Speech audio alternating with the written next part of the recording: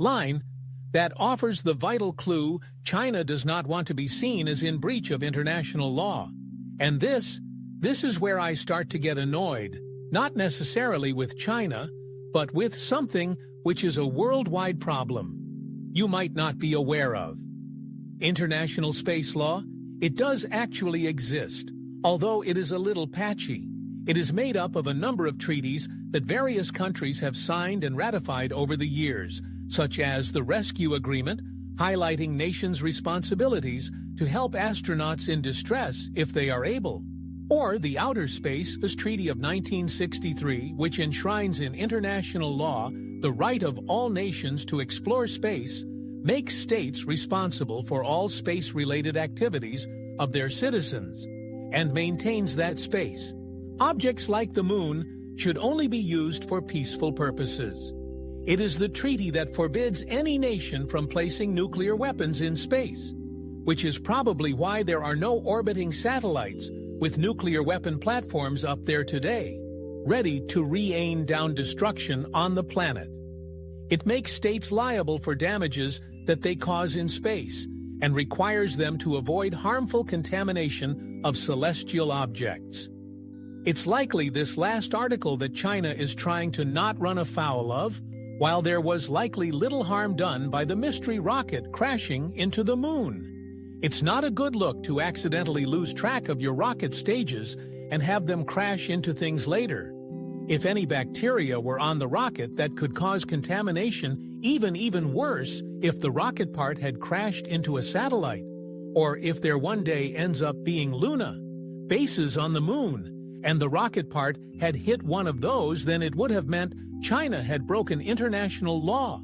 But why do I suggest that this will lead to an era of conflict after all? While it's disappointing, it's certainly not that surprising. A nation would try to hide things to get ahead, or to avoid looking bad.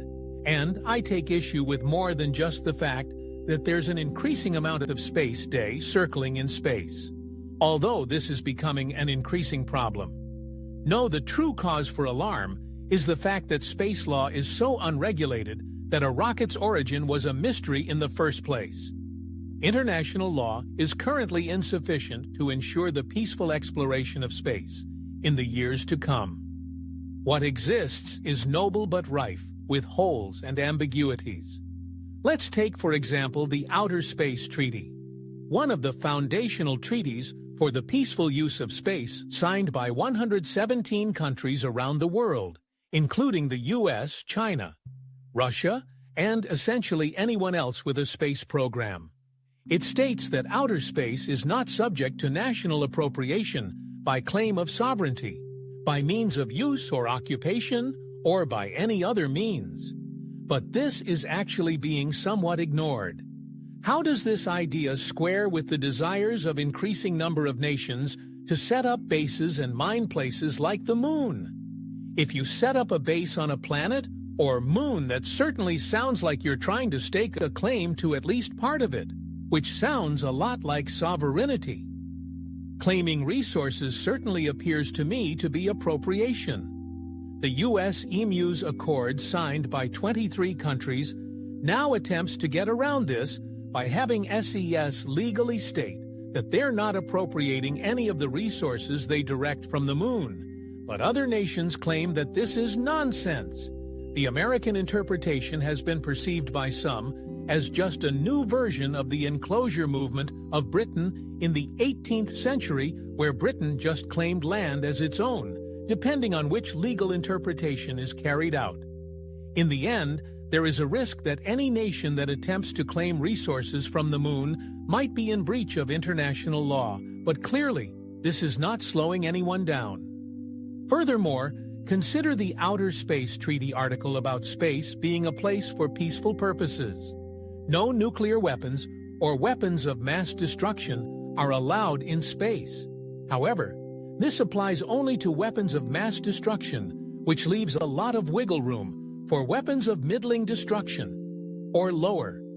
And such ideas are being currently explored in 2003, a full 40 years after the Outer Space Treaty was signed. the U.S. Air Force proposed an idea of placing 20-foot-long tungsten rods nicknamed Rods from God into orbital launches that could fire them from space. These falling rods would drop at speeds reaching Mk-10, hitting with the force of a small tactical nuke, but without the radiation would launch far less detectably than a missile arriving in half the time, and would be almost impossible to defend against. Fortunately, rather than rods, it was the idea that was dropped, as it was too expensive, but not because it encroached on international law, with civilization's increasing reliance on satellites for business communication, banking navigation, and a host of other applications. Weapons in space are becoming increasingly common. Satellites are increasingly becoming a point of vulnerability in a nation's security. Various nations are developing anti-satellite missiles or defenses against ASAT missiles to threaten others' interests and defend their own. This is a complex issue, but one that carries unexpected dangers. Space conflict of this kind is not as intuitive as you might think. When Russia tested one such ASAT missile on a test satellite of its own, it sent thousands of pieces of debris into orbit around the planet. Some of these pieces could remain in space for years, and if they collide with other debris or satellites, those in turn could shatter, creating a cascade effect collectively known as Kessler syndrome. If such conflict became widespread, it could be an end to satellites in space for everyone. Interestingly, Russia and China have pushed for a treaty known as PAROS that bans all weapons.